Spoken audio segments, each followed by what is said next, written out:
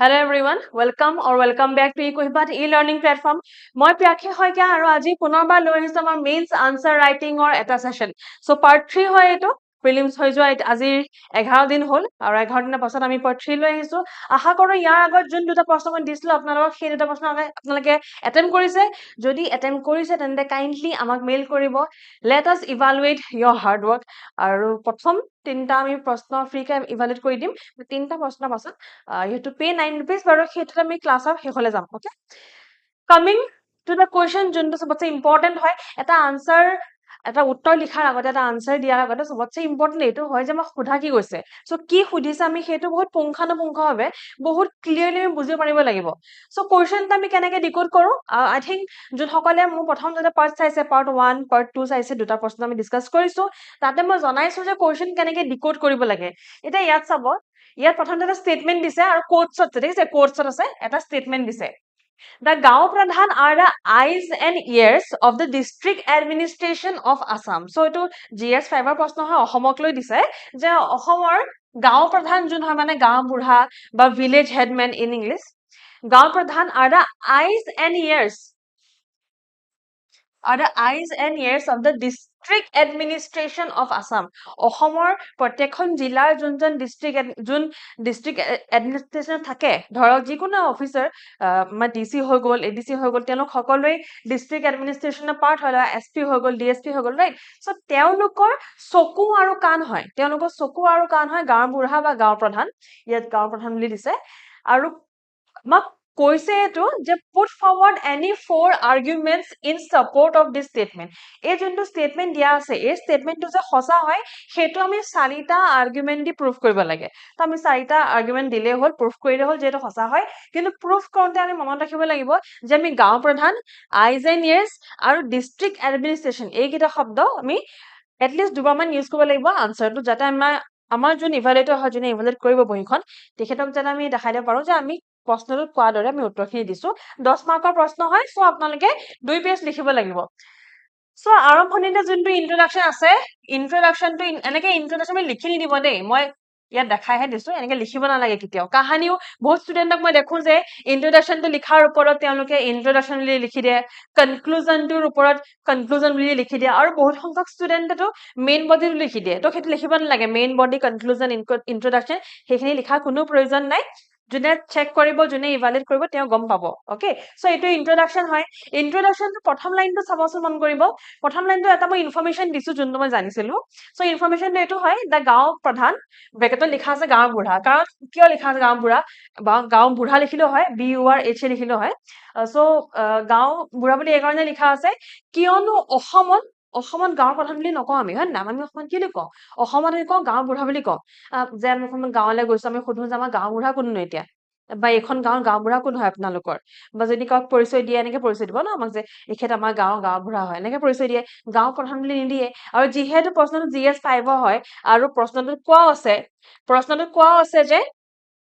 District administration of Assam so আমি গাঁও বুঢ়া বুলি লিখিব পাৰো ইয়াতে মই আৰু এটা কথা কৈ দিওঁ যদি আপোনালোকে এইটো কমপ্লিটলি আসামিজত লিখে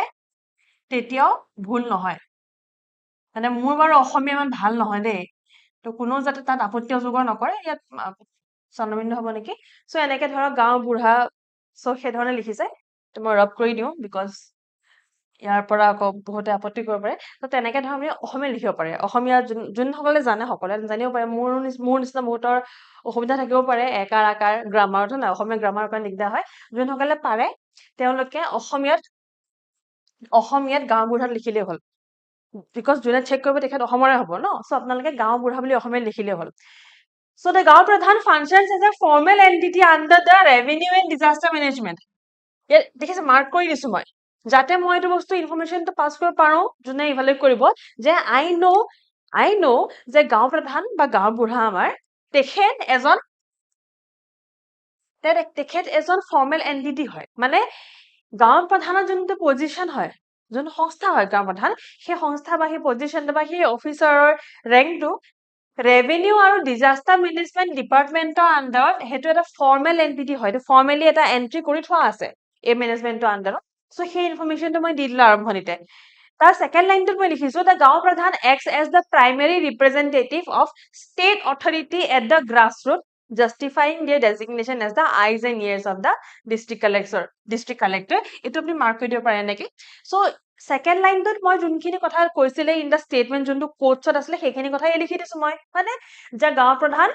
acts as the primary representative মানে পোন প্ৰথমে এখন গাঁৱত সমস্যা হলে কাৰ ওচৰত যায় গাঁও প্ৰধানৰ ওচৰত যায় so primary representative of state authority at the grassroots মানে একেবাৰে তলিত হয় নাই একেবাৰে তলিত একেবাৰে গ্ৰাউণ্ড লেভেলত যদি কোনোবা প্ৰাইমেৰী অথৰিটি আছে যাৰ ওচৰত আমি সমস্যা হলে যাওঁ সেয়া হৈছে আমাৰ গাঁৱৰ প্ৰধান বা গাঁও বুঢ়া আৰু সেইকাৰণে আমি ক'ব পাৰো যে হয় তেখেত হৈছে ডিষ্ট্ৰিক্ট কালেক্টৰ বা ডিষ্ট্ৰিক্ট এডমিনিষ্ট্ৰেটৰ এইটো আমি কালেক্টৰ নিলিখি আমি এডমিনিষ্ট্ৰেটৰ লিখিব লাগিব ইয়াত প্ৰশ্নটোত এডমিনিষ্ট্ৰেশ্যন আছিলে হয় নাই সো প্ৰশ্নটোত যোনটো শব্দ আছে আমি সেইটো শব্দহে ৰিফাৰ কৰিম আমি সেইটো চেঞ্জ নকৰো চেঞ্জ কৰিলে সমস্যা আহিব প্ৰব্লেম হ'ব পাৰে কিছুমান ইভালুৱেটৰে সেইটো বস্তু ধৰিব পাৰে যে ইয়াত ডিষ্ট্ৰিক্ট কালেক্টৰ কেলে লিখিলে প্ৰশ্নটোত ইভালুৱেটৰ সৰি প্ৰশ্নটোত এডমিনিষ্ট্ৰেশ্যন আছিলে ৰাইট সো প্ৰশ্নত থকা দৰে লিখিম বিকজ তাত মাৰ্কছ কাটিবও পাৰে বিকজ মেইনছত এতিয়া মাৰ্কছ দিয়া কিমান মাৰ্কছ দিয়া কিমান মাৰ্কছ কাটে সেইটো ডিপেণ্ড কৰে ইভালুৱেটৰ হয় না সকলোৰে যোনটো পৰ্যবেক্ষণ হয় যোনটো পাৰ্সপেক্টিভ থাকে সেইটো বেলেগ বেলেগ হয় ৰাইট সো আপুনি ইয়াত ধৰ সেকেন্ড স্টেটমেন্টত অন্য একো নাই যোন সাৰ কথা আছিলে সেই সাৰ কথাকে ৰিপ্ৰেজেন্ট কৰি মই লিখিছো প্ৰাইমেৰী ৰিপ্ৰেজেন্টেটিভ হয় গ্ৰাছৰুট লেভেলত আইজ আৰু ইএছ হয় ডিষ্ট্ৰিক্ট এডমিনিষ্ট্ৰেশ্যনৰ প্ৰথম লাইনটোত মই এটা ইনফৰমেশ্যন দি দিলো এই ইনফৰমেশ্যনটো আপোনালোকে পাৰিলে লিখি থব আপোনালোকে পাৰিলে লিখি থব বিকজ এইটো এটা এক্সট্ৰা ইনফৰমেশ্যন হয় যোনটো বহুত জেগাত কামত আহিব আপোনালোকৰ ন এতিয়া আমি ডাইৰেক্টলি মেইন মডিউল আহিছো 10 মাৰ্কৰ প্ৰশ্ন হয় এটা 2 লাইনৰ এটা ইন্ট্ৰোডাকশ্যন দিলো ইয়াত সৰি দুটা স্টেটমেন্ট আছে ইয়াত মন কৰিছে এইটো এটা স্টেটমেন্ট ইয়াত শেষ হৈছে আৰু দ্বিতীয় স্টেটমেন্টটো ইয়াত শেষ হৈছে তো আপোনালোকে যদি এইটো এই 5 লাইন আছে নে লাইন 5টা আছে স্টেটমেন্ট দুটা আছে আপোনালোকে বহিত লিখিলে এটা 5-6 নম্বৰ এটলিষ্ট 5 বা 6 লাইন হ'ব 5-6 লাইন ইন্ট্ৰোডাকশ্যন যথেষ্ট হয় 2 মাৰ্কৰ 10 মাৰ্কৰ প্ৰশ্ন কাৰণে সৰি 10 মাৰ্কৰ প্ৰশ্ন কাৰণে দুটা স্টেটমেন্ট বা এনেকা 4-5টা লাইন যথেষ্ট হয় নেক্সট লিখিছো below 4 arguments are put forward to support the statement so মই ইন্ট্ৰোডাকশ্যন তো দি ডাইৰেক্ট জাম্প কৰা নাই ল and order maintenance direct jump কৰা নাই মই ট্ৰানজিশন কৰিছো ইন্ট্ৰোডাকশ্যনটো পৰা ডাইৰেক্ট জাম্প কৰিব নালাগে হয় না মই আগতে কৈছো যে ইন্ট্ৰোডাকশ্যনটো পৰা ডাইৰেক্ট যদি আমি জাম্প কৰি দিও মেইন মডিউলে তেন্তে ট্ৰানজিশনটো নাথাকে সো প্ৰথমতে মই লিখি লৈছো যে 4টা আৰ্গুমেন্ট মই তলত আগবঢ়াইছো যোনটোৱে নেকি সেই স্টেটমেন্টটো সাপোৰ্ট কৰে প্ৰথমতে আছে ল এণ্ড অৰ্ডাৰ এতিয়া এটো আমি বেছি ভাবিবই নালাগে প্ৰশ্নটো যদি চাও প্ৰশ্নটো কৈছে যে তেখেত গাঁও প্ৰধান এজন ডিষ্ট্ৰিক্ট এডমিনিষ্ট্ৰেশ্যনৰ আইজ এণ্ড ইয়েৰ্ছ হয় না ডিষ্ট্ৰিক্ট এডমিনিষ্ট্ৰেশ্যনৰ বেছিক কামটো কি হ'ব ল এণ্ড অৰ্ডাৰ হ'ব হয় না আইন সুৰক্ষা বা আইন ৰক্ষা ল এণ্ড অৰ্ডাৰ হ'ব ল and order maintenance and ground intelligence ল and order maintenance and ground intelligence আপুনি যদি অকল ল এণ্ড অৰ্ডাৰ মেইনটেনেন্স লিখে বা মেনেজমেন্ট লিখে সেইটোও ভুল নহয় ইয়াত মই গ্ৰাউণ্ড ইণ্টেলিজেন্স এইকাৰণে লিখিছো কাৰণ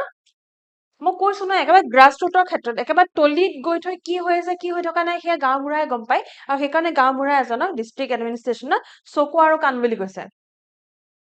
সো ইয়াত এক নম্বৰ প্ৰথম যোনটো ইয়াত পইণ্ট আছে আপুনি এনেকে বুলেট পইণ্টটো দিব পাৰে অথবা আপুনি এনেকে 1.a এনেকে লিখিব পাৰে এইটো লিখি দিলে 1.b ৰাইট এনেকেও লিখিব পাৰে দেই লিখিব নোৱাৰা নহয় বেলেগ বেলেগ হৈ আছে মই এনেকে বুলেট ফৰ্ম দি দিছো সো প্ৰথম সাব পইণ্টটো হৈছে লোকেল ভিজিলেন্স মানে কি গম পায় চকু ৰখা ক'ত কোনে কি কৰিছে কি কৰা নাই সো লোকেলিটিত যোনটো ভিজিলেন্সৰ কাম হয় সেইটো গাঁও প্ৰধানৰ হয় গাঁও প্ৰধান act as key informant of the district police and administration আপোনালোকে নিশ্চয় ক্ৰাইম পেট্ৰল হওক বা CID হওক বা ক্ৰাইমৰ লগত জড়িত চিনেমা হওক নিশ্চয় চাইছে এখন নহয় এখন চিনেমাখন চাইছে হয় নাই চিনেমাত দেখিব যে পুলিচৰ বা ডিষ্ট্ৰিক্ট এডমিনিষ্ট্ৰেশ্যনৰ সদায় এজন খবৰি থাকে যোনে তেওঁলোকক সেই কেছটো সলভ কৰিবলৈ সহায় কৰে হয় নাই খবৰি থাকে সাধাৰণতে গাঁও বুঢ়া এজন পাৰফেক্ট খবৰি হয় কাৰণ গাঁও বুঢ়া এজনৰ ওচৰত প্ৰত্যেকখন ঘৰৰে খবৰ থাকে প্ৰত্যেকখন ঘৰৰে কোনে ৰাচন কিনে কোনে ক'ত কাম কৰে কাৰ ল'ৰা ছোৱালী বাহিৰত কাম কৰে কাৰ ল'ৰা ছোৱালী ঘৰত থাকে কাৰ ল'ৰা ছোৱালী পঢ়ি আছে কোন ফেমিলিত কিমান মানুহ আছে সকলো জানে হয় নাই সো গাঁও প্ৰধান বাই ডিফল্ট কি ইনফৰমেন্ট হৈ যায় so that is one point সেইটো দিব পাৰে আপুনি লোকেল ভিজিলেন্স সেকেন্ড পইণ্টটো দিছে early warning proximity to community allows them to provide real time updates এটা আজিৰ সময়ত মণিপুৰৰ যোনখিনি ঘটনা ঘটি আছে এথনিক কনফ্লিক্ট যোনখিনি মণিপুৰত ঘটি আছে বা কমিউনেল কনফ্লিক্ট ঘটে বহুত ভাৰতত ঘটে কমিউনেল কনফ্লিক্ট এইটো বহুত দুখৰ কথা বাট ঘটে কমিউনেল কনফ্লিক্ট বা এথনিক কনফ্লিক্ট ঘটাৰ আগত যিকোনো কনফ্লিক্ট ঘটাৰ আগত সদায় প্লেনিং হয় যিকোনো কমিউনিটিৰ লোকৰ মাজত প্লেনিং হয় যে আমি ইমানটো সময়ত এটেক কৰিম তেওঁলোকক প্লেনিং হয় হয় নাই তো সেই প্লেনিং খিনি গাঁও প্ৰধানৰ ওচৰলৈ কোনোবা নহয় কোনোবা খবৰ লৈ যাবই আইদাৰ তেওঁ নিজে সেই প্লেনিঙত জড়িত থাকিব নহলে তেওঁ বেলেগৰ পৰা হলেও গম পাব যে এই ধৰণে প্লেনিং কৰা হৈছে এই কমিউনিটিক এটেক কৰিবলৈ এইটো কমিউনিটি প্লেনিং কৰিছে ৰাইট সো ৰিয়েল টাইম যোনটো ৰিয়েল টাইম আপডেট হয় যিকোনো এটা কনফ্লিক্টৰ সেই ৰিয়েল টাইম আপডেটটো থাকে গাঁও প্ৰধানৰ ওচৰত তেখেত হৈ যায় এজন আৰ্লি ৱাৰ্নিং মেকানিজম বুলি ক'লে ভুল নহব তেখেত কাৰণ তেখেতে গম পাইছে আগতে যে ক'ত কোনে কি প্লেনিং কৰি আছে নহয় জানো সো এই দুটা হৈ গ'ল পইণ্ট আণ্ডাৰ ল and order management on ground level right ground intelligence যে একচুৱেলি গ্ৰাউণ্ডত কি হৈ আছে চৰকাৰে আহি পেলাই ক'লে যে যদি কোনোবা কেনেবাকে দংগা কৰে কমিউনেল ৰাইটছ কৰে তেন্তে আমি তেওঁলোকক জেলত ভৰাই দিম চৰকাৰে ক'লে মানে পুলিচে ক'লে আহি বাট দেন মানুহখিনি ভয় নাখালে দে started doing what they wanted to do কোনে গম পাব আৰম্ভণিতে গাঁও প্ৰধানে গম পাব গাঁও প্ৰধান being a person of being the eyes and ears of the district administration তেখেতে গম পাব তেখেতে সেইটো জনাব পাৰিব হয় নাই সো তেখেতে সেইকাৰণে আৰ্লি ৱাৰ্নিং মেকানিজম বা লোকেল ভিজিলেন্সৰ এজন মানুহ বুলি আমি ক'ব পাৰো ৰাইট সেইটো এটা পইণ্ট আমি চালো দেন নেক্সট আছে land revenue and administrative verification এতিয়া যোনটো প্ৰথম ষ্টেটমেণ্ট আছিলে ইন্ট্ৰডাকশ্যনটোৰ প্ৰথম ষ্টেটমেণ্টত মই জনাইছো যে তেখেত গাঁও প্ৰধান বা গাঁও বুঢ়া এজন ফৰ্মেল এণ্টিটি হয় under the revenue and disaster management department তো ইয়াৰ পৰা আপুনি ৰেভিনিউ আৰু ডিজাষ্টাৰ এই দুটা পইণ্ট উঠাই ল'ব পাৰে ইজিলি উঠাই ল'ব পাৰে প্ৰথমতে কোৱা আছে record integrity they assist mandals and circle officers in maintaining accurate land records carrying on field চাৰ্ভেজত যোনসকল মণ্ডল আছে বা পাটোৱাৰীছ আছে বা চাৰ্কেল অফিচাৰ আছে তেওঁলোকক লেণ্ড ৰেকৰ্ডৰ ক্ষেত্ৰত লেণ্ড ৰেকৰ্ড মেইনটেইন কৰাত বা ফিল্ড চাৰ্ভে কৰাত তেওঁলোকক সহায় কৰিব পাৰে এজন গাঁও প্ৰধান বা গাঁও বুঢ়া সো ইণ্টিগ্ৰিটি ৰেকৰ্ড কৰিব পাৰে then document authentication they issue crucial identity residence and status certificate vital for administrative verification such as national register of citizen যোনখন হৈছে আমাৰ NRC beneficiary list and police background check so পুলিচৰ background check কৰোঁতে in fact গাঁও প্ৰধান বা গাঁও বুঢ়াৰ সহায় লাগে বেনিফিচিয়াৰী লিষ্ট যেতিয়া ওলাই ধৰক কোনোবা এটা স্কিমৰ অৰুণোদয় স্কিমৰ বেনিফিচিয়াৰী লিষ্ট ওলাইছে সেই ক্ষেত্ৰত তেওঁৰ তাত বহুতখিনি হাত থাকে বহুতখিনি তেখেতৰ সহায় হয় সেইখিনি কামত ৰাইট সো দ্য গাঁও প্ৰধান or the গাঁও বুঢ়া হি ইছ্যুজ ক্ৰুচিয়েল আইডেণ্টিটি এটা পৰিচয় দাঙি ধৰিব পাৰে এখন গাঁৱৰ এজন মানুহৰ বা এখন গাঁৱৰ এখন ঘৰৰ ৰাইট সেইকাৰণে আমি ক'ব পাৰো যে ডকুমেণ্ট অথেণ্টিকেশ্যনত তেখেতৰ সহায় হয় দেন ৰেভিনিউ লগতে কি আছে ডিজাষ্টাৰ হয় নাই ৰেভিনিউ এণ্ড ডিজাষ্টাৰ মেনেজমেণ্ট ডিপাৰ্টমেণ্টৰ তেখেত এজন ফৰ্মেল আইডেণ্টিটি ৰেভিনিউ চালো এতিয়া চাম আমি disaster grass root disaster management and public health tracking তো অসমতো গম পাই সকলে যে অসমত বানপানী খুব হয় এইটো নেচাৰেল কেলামিটি যে অসমত ফ্লাড খুব হয় সদ্যহতে হৈ গৈছে ইনফেক্ট এতিয়া অলপ কমিছে হয়তো ধেমাজি মিলাই কিন্তু আমি গম পাওঁ যে অসমত বানপানী যথেষ্ট আহে মাজে মাজে ভূমিকম্প আহে কেতিয়াবা right so' during Assam's recurring natural calamities না আমি যে ইয়াত আছাম বুলি লিখিলো ইয়াৰ কাৰণটো হৈছে যে প্ৰশ্নটো লিখা আছিলে আছাম প্ৰশ্নটো হয়ো GS5 পেপাৰৰ আৰু প্ৰশ্নটোত অসম শব্দটো আছে তো কৰবাত নহয় কৰবাত এই অসম শব্দটো মই ৰিপ্ৰেজেন্ট কৰিব লাগিব যাতে চেক কৰা জনে ইভালুৱেট কৰা জনে তেখেতে যাতে এই বস্তু ৰিয়েলাইজ কৰে যে I have not forgotten the words in the question যে মই পাহৰা নাই যে প্ৰশ্নটো কি সুধিছে মই পাহৰা নাই আই ৰিমেম্বাৰ সেইকাৰণে মই লিখিছো যে অসমৰ যোনখিনি নেচাৰেল কেলেমিটিজ আছে যোনখিনি ৰিকাৰিং নেচাৰেল কেলেমিটিজ যোনখিনি বাৰে বাৰে হয় মানে বানপানীৰ দৰে তো গাঁও প্ৰধানে ৰিপৰ্ট কৰে ডেমেজ এছেছমেণ্ট যে ক'ত কিমান ধ্বংস হৈছে কিমান ডেমেজ হৈছে কোঅৰ্ডিনেট ৰিলিফ মেটেৰিয়েল ডিষ্ট্ৰিবিউশ্যন তো যোনখিনি ৰিলিফ মেটেৰিয়েলছ আছে যেনেকে ধৰক ক'ৰবাত খাদ্যৰ বস্তু দিয়ে পানী দিয়ে ক'ৰবাত সেইখিনি বস্তু ডিষ্ট্ৰিবিউট কৰাত সহায় কৰে এণ্ড মেনেজ কমিউনিটি শেল্টাৰ চ' যেতিয়া এনেকুৱা বানপানী হয় তেতিয়া সাধাৰণতে মানুহসকলক এই ডাঙৰ এটা অডিটৰিয়াম বা ডাঙৰ এটা হলত থাকিবলৈ দিয়া হয় যোনটো নেকি চৰকাৰৰ হয় চ' তেনেকুৱা ক্ষেত্ৰত কমিউনিটি শেল্টাৰো মেনেজ কৰে চ' ফাৰ্ষ্ট ৰেছপণ্ডাৰ বুলি কোৱা হৈছে যিকোনো ধৰণৰ নেচাৰেল কেলামিটিৰ সময়ত গাঁও প্ৰধান ইজ দ্য ফাৰ্ষ্ট ৰেছপণ্ডাৰ বিকজ তেখেত হৈছে এখন দলঙৰ দৰে দলং কাৰ মাজত দলং the bridge between the district administration and the citizens, the people of the village, হয় নাই? So গাঁৱৰ যোনসকল বাসিন্দা আছে, গাঁৱৰ লোকসকল আৰু এফালে ডিষ্ট্ৰিক্ট এডমিনিষ্ট্ৰেশ্যন, তেওঁলোকৰ মাজৰ দলংখনৰ মাজৰ লিংকটোৱেই হৈছে গাঁও প্ৰধান। So বিপদ আপদৰ সময়ত তেখেতেই হ'ব প্ৰথম ৰেছপণ্ডাৰ, কাৰণ তেখেতৰ ওচৰলৈ প্ৰথম বস্তুখিনি আহিব যে এইখিনি আমি পানী দিব লগা আছে, এইখিনি আমি পেকেজ ফুড দিব লগা আছে, right? তো সেইটোৱে he will be the first responder. Then health and emergency monitoring. Health and emergency monitoring. During health crisis, they aid in tracking outbreaks. যেতিয়া আমাৰ ইয়াত কোভিড হৈছিলে, তেতিয়া গাঁৱৰ প্ৰধানে বহুতখিনি কামত সহায় কৰে যে কেনেকে ধৰক সেই আউটব্ৰেকটো কেনেকে আমি অলপ কমাব পাৰো, কেনেকে আমি ট্ৰেক কৰিব পাৰো যে কিমানখিনি লোক আক্ৰান্ত হৈছে কোভিডত, হয় নাই? সো আপোনালোকে এনেকুৱা ধৰণৰ প্ৰশ্ন উত্তৰ দিলে ভাবিব যে আমাৰ ইয়াত কেনেকুৱা কেতিয়া কি সমস্যা আহিছে। তো কোভিডৰ কথা ভাবিলে এইটো গম পোৱা যায় যে কোভিড হৈছে, আৰু সেই সময়ত ডেফিনেটলি গাঁৱৰ প্ৰধানে সহায় কৰিব লাগিব। সো ট্ৰেকিং আউটব্ৰেকস, ফেচিলিটেটিং ভেকচিনেশ্যন ড্ৰাইভছ, তো কোভিডৰ সময়ত ভেকচিন লৈছিলো আমি,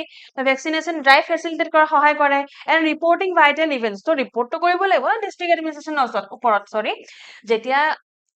কোভিডৰ দৰে মহামাৰী আহে বা এনেকুৱা ডাঙৰ আউটব্ৰেক আহে, ৰাইট, তেনেকুৱা ক্ষেত্ৰত ৰিপৰ্টিং বহুত বেছি ইম্পৰ্টেণ্ট হৈ যায়, আৰু তেওঁলোকে যিমান বেছি ডাটা পায় সিমান বেছি তেওঁলোকে মানুহখিনিৰ কাৰণে কাম কৰিব পাৰে। সো তেনেকুৱা ক্ষেত্ৰত ৰিপৰ্টিং, ভেকচিনেশ্যন আৰু আউটব্ৰেকছখিনি ট্ৰেক কৰাত সহায় কৰে গাঁৱৰ প্ৰধানে। সো গাঁৱৰ প্ৰধানৰ আমি ডিজাষ্টাৰ ক্ষেত্ৰত কাম দেখিলো। সো ডিজাষ্টাৰ ৰেভিনিউটো হৈ গ'ল, এইটো হৈ গ'ল from the very simple fact যে তেখেত এজন আইডেণ্টিটি হয়, তেখেত এজন ফৰ্মেল এণ্টিটি হয় under the disaster and revenue department, আমি গম পাওঁ, তাৰ পৰা এই দুটা পইণ্ট বনালো। তাৰ প্ৰথম পইণ্টটো মই ক'লো যে তেখেত যিহেতু এডমিনিষ্ট্ৰেশ্যনৰ লগত জড়িত হয়, ল এণ্ড অৰ্ডাৰৰ লগত তেখেত জড়িত হোৱাটো বাধ্যতামূলক। আৰু 4 নম্বৰ পইণ্টটো কি হয়? 4 নম্বৰ পইণ্টটো হৈছে last mile delivery. Last mile হৈছে আমাৰ বাজেটৰো, আগৰ বাজেটৰ, এইবছৰ নহয়, আগৰ বাজেটৰ ইনফেক্ট এটা ইম্পৰ্টেণ্ট ক্ৰাইটেৰিয়া আছে যে লাষ্ট মাইল ডেলিভাৰী হ'ব লাগে। যোনসকল লোক একেবাৰে শেষলৈকে যোনসকল লোক আছে, গাঁৱৰ ভিতৰত যোনসকল লোক আছে, তেওঁলোকৰ যাতে বেনিফিটছখিনি পায়। সো যোনখিনি ৱেলফেয়াৰ স্কিম আছে, আমাৰ পলিচি ফিডবেক আছে, সেইখিনি যাতে লাষ্ট মাইল ডেলিভাৰী হয়। সো আইডেণ্টিফাইং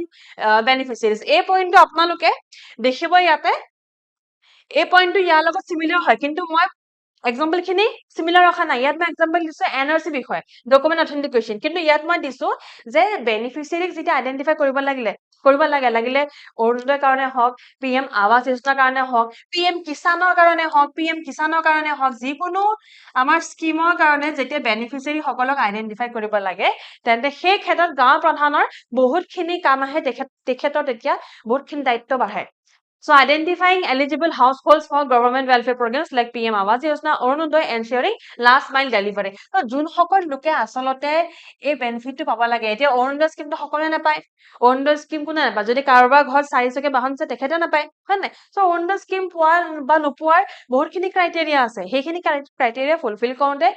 ডিষ্ট্ৰিক্ট এডমিনিষ্ট্ৰেশ্যনৰ যোন মানুহ থাকে, তেখেত বেলেগ জিলাৰ হ'ব পাৰে বা বেলেগ গাঁৱৰ হ'ব পাৰে। কেনেকে গম পাব যে সেই গাঁৱৰ সেই মানুহ ঘৰে বেনিফিটটো পাব লাগে কি নালাগে? তেনেকুৱা ক্ষেত্ৰত তেখেতৰ প্ৰথম ফোনটো যাব সদায় গাঁৱৰ প্ৰধানৰ ওচৰত বা গাঁওবুঢ়াৰ ওচৰত যে এই মানুহ ঘৰে এনেকে এপ্লাই কৰিছিলে, তেওঁলোকৰ সকলো ক্ৰাইটেৰিয়া ফুলফিল হয়, তেওঁলোকৰ ঘৰত 4 চকীয়া বাহন আছে নেকি কেনেবাকে, বা এইখিনি ক্ৰাইটেৰিয়া ফুলফিল হৈছে নে, ৰাইট? সেই ক্ষেত্ৰত বেনিফিচিয়াৰী আইডেণ্টিফাই কৰিবলৈ গাঁৱৰ প্ৰধানৰ বহুত সহায় হৈ যায়। আৰু ছেকেণ্ডত কৈছো administrative feedback loop.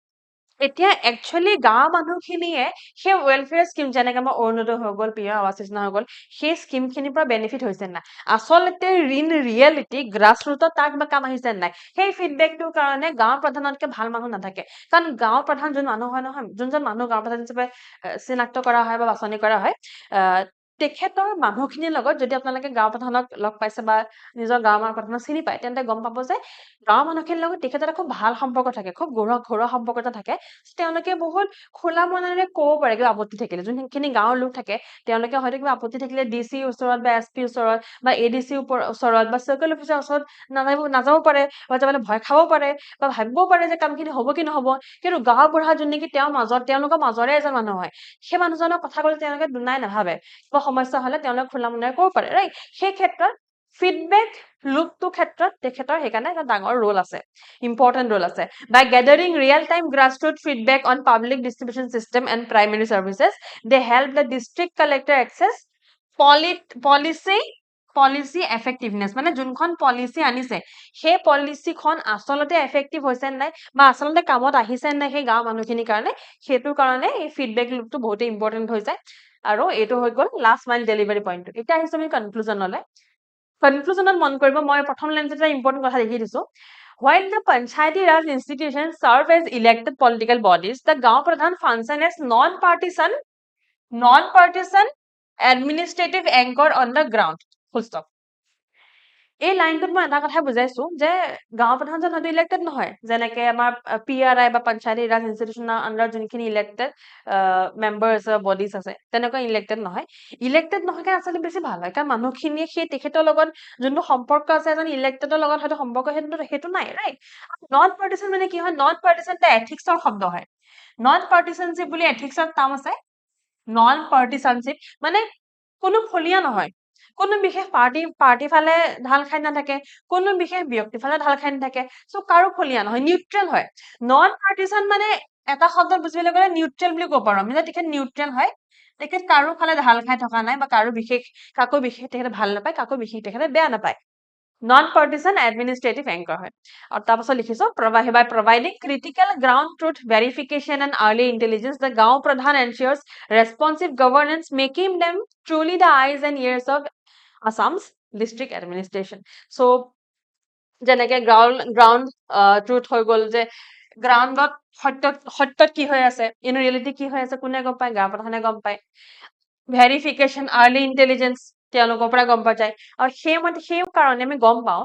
Early intelligence হৈ গ'ল বা ভেৰিফিকেশ্যন হৈ গ'ল বা গ্ৰাউণ্ড ট্ৰুথ হৈ গ'ল এনেকুৱা বিভিন্ন আমি কাৰকৰ পৰা ৰিজনৰ পৰা আমি গম পাইছো যে য়েছ গাঁও প্ৰধান এনচিয়ৰ্ছ ৰেছপনচিভ গভৰ্নেন্স দায়বদ্ধতা আছে ৰেছপনচিভ governance making them truly the eyes and years of Assam's district administration. তো actually তেখেতে হৈছে অসমৰ district administration eyes and ears সেইটো আমি 4টা পইণ্ট আৰু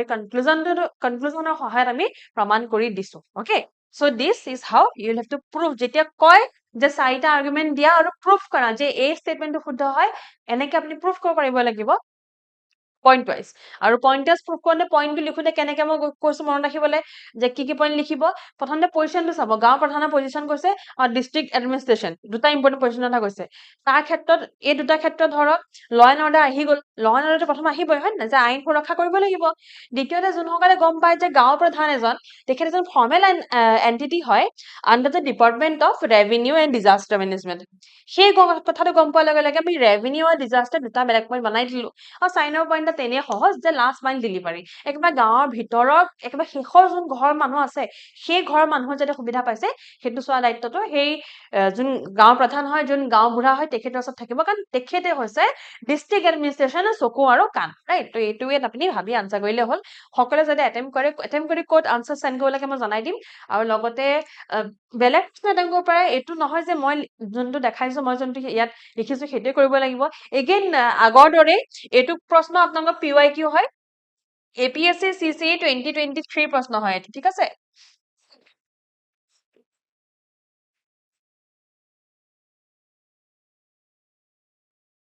PYQ হয় আপোনালোকে বেলেগ PYQ এটেম্প কৰিব পাৰে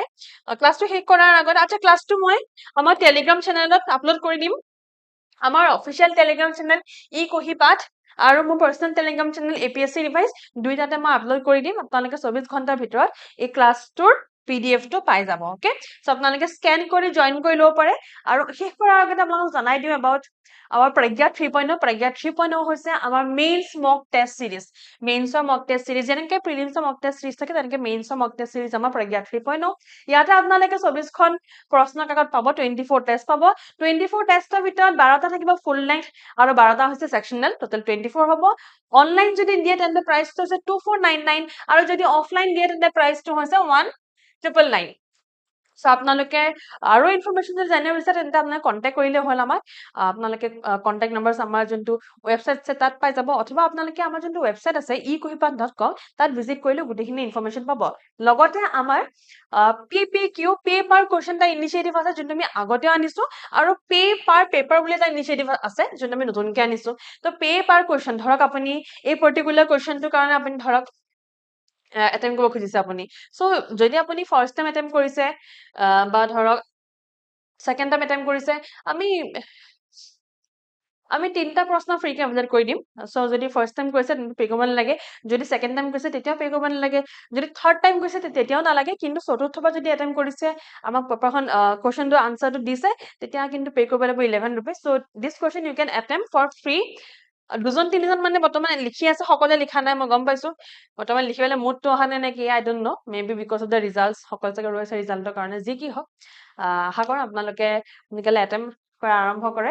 চ' পে পাৰ কুৱেশ্যনটোত আপোনালোকে এটা প্ৰশ্ন এটেম্প কৰিলে হ'ল, এটা প্ৰশ্নত 11 টকাকে, আৰু পে পাৰ পেপাৰটোত আপোনালোকে কমপ্লিট পেপাৰ, ধৰক কমপ্লিট GS 5খন এটেম্প কৰিছে, 20টা প্ৰশ্ন আছে ন, গোটেই 20টা প্ৰশ্ন এটেম্প কৰিছে, 20টা প্ৰশ্ন লিখিছে, ডেফিনেটলি আমিতো আশা কৰিম যে আপোনালোকে টাইম বাউণ্ড মেনাৰত লিখে, যোনটো সময় দিয়া হয় পৰীক্ষাত সেই সময় অনুসৰি লিখে। আৰু পে পাৰ পেপাৰ হৈছে 199, চ' 199 টকাত আপোনালোকে কমপ্লিট এখন GS পেপাৰ ইভালুৱেট কৰাই ল'ব পাৰে। আৰু এটা প্ৰশ্নৰ কাৰণে 11 ৰুপিজ ৰাখিছো। ইয়াতে স্কেনাৰ দিয়া, স্কেন কৰি পে কৰিলে হ'ল। যেতিয়া আপুনি 4 নম্বৰ প্ৰশ্নটো এটেম্প কৰিব, তেতিয়া আপোনালোকে সেই প্ৰশ্নটোৰ লগত এই যোনটো পেমেন্ট, যোনটো স্ক্ৰীনশ্বট হয়, সেই স্ক্ৰীনশ্বটটো পঠাই দিলে হ'ল আমাৰ মেইলৰ যোগেৰে। কোনটো মেইলত পঠাব? This is the mail. এই পাৰ্টিকুলাৰ মেইলটো পঠাই দিলে হ'ল apscekuhipat@gmail.com। ইয়াত আপোনালোকে আনচাৰটো লিখি আমাক পঠাই দিলে হ'ল, আমি চেক কৰি দিম। ইনফেক্ট প্ৰমোদ আৰু বহুত সংখ্যক ষ্টুডেণ্টে লিখি আছে, মই দেখিছো, আমি ইভালুৱেট কৰিছো সেইখিনি। আৰু বাকী সকলো লিখক। আৰু আজি PDF টো ক'ত পাব লাগে মই জনালোৱে, আকৌ এবাৰ দেখাই দিছো। ইয়াতে এই দুইটা টেলিগ্ৰাম চেনেলত পাই যাব, আপোনালোকে জইন কৰি ল'ব স্ক্ৰীনশ্বট লৈ, ঠিক আছে। মই ক্লাছটো এটা সামৰিছো, তেন্তে আশা কৰোঁ ক্লাছটো ভাল পালে। যদি ক্লাছটো ভাল পালে লাইক কৰিব, শ্বেয়াৰ কৰিব, ছাবস্ক্ৰাইব কৰিব। আৰু মই সঁচাকৈ আশা কৰোঁ যে আপোনালোকে মেইনছৰ আনচাৰ ৰাইটিং কৰিব। Thank you so' very much.